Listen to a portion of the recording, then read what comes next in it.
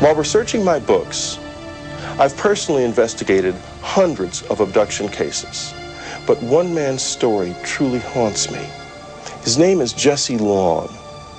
He claims to have been abducted many times since he was a boy, and the abductions he describes are terrifying.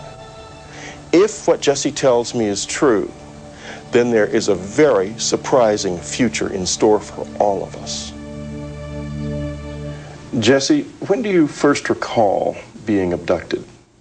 My first abduction occurred in 1957 when I was 5 years old in Rogersville, Tennessee, a very small town in Upper East Tennessee. My brother John was with me at the time.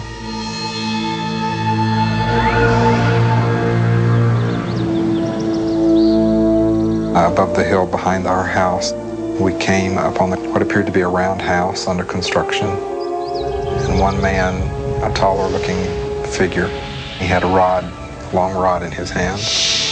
A light was emitted from it and we were paralyzed.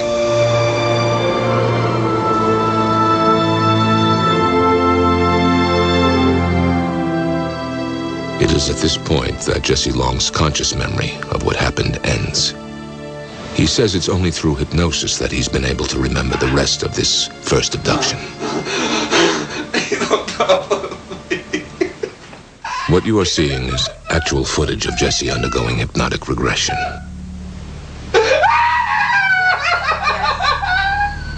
You will not be I remembered being taken into the craft, taken into one room. I was placed on a very cold, flat table. My brother was separated and he was taken into another room.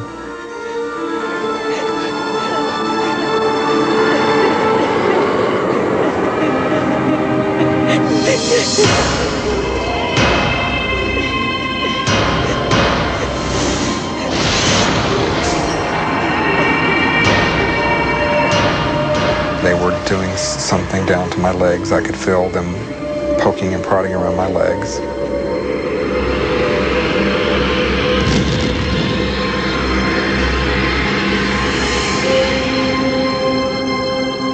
According to Jesse, his abductors inserted a small item, an alien implant, into his left shin. And it was in my body for 34 years. Could you feel it inside you? What did it feel like? It was always painful. I always had to wear my socks below the incision point because it was painful. In 1991, Jesse had the foreign object removed from his leg. There it is. This is actual footage of that procedure. That's a good half-inch long. This is the object that was in my leg. And unfortunately, during the initial test that was done on it, it was broken into two pieces. But that allowed us to look at the inside. Some have dismissed the object as simply a shard of glass. But when it was analyzed at Southwest Research Institute, a materials analysis facility in Texas, the conclusions suggested a greater mystery. According to the lab's report, the object revealed a very remarkable composition and exhibited unique surface characteristics that cannot be explained, and that the questions outnumber the answers. When the object was removed, I was convinced that whatever this object was had something to do with all of my abductions. Jesse Long believes he has experienced a number of abductions since that first incident in 1957. And they became more and more horrific as he grew into an adult. Most of my abductions occurred very similarly. When they brought me into the craft, they would take me down a long hallway. They would place me on a flat table. Of course, I was paralyzed and had to be because I was kicking and screaming. I didn't want to be there.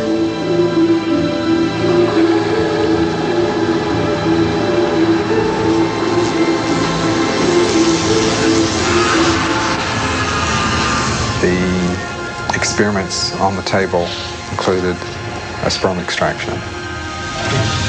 The sperm extraction procedure is the most traumatic This caused me the most problems in that they actually force me to crossbreed with what seems to be a female being.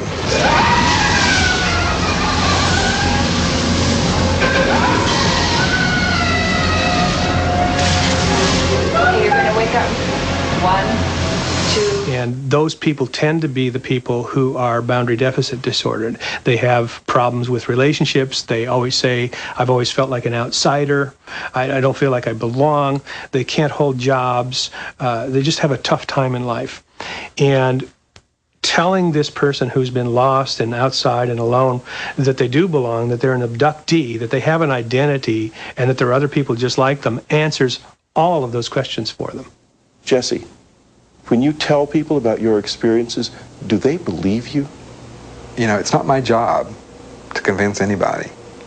It's my job just to tell you what I've experienced. If you believe it, fine. If you don't believe it, I don't care. This is evidence that can't be ignored, and the story just gets more and more disturbing. What Jesse says happened to him in 1990 may answer the question that hangs over every abduction account. Why is this being done?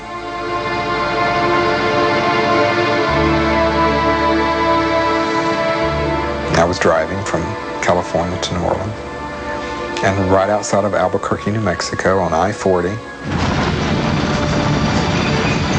my car was lifted off the interstate up into a craft with me in the car.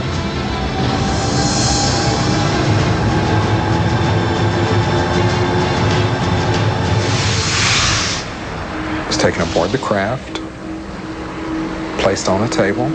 I was presented with a baby, was told, "This is your child."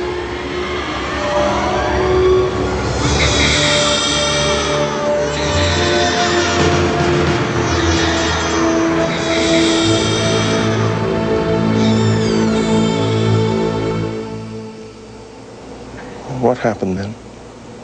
And there were 9 other children standing along the wall. They all looked at me, and I could see, yes, they were mine.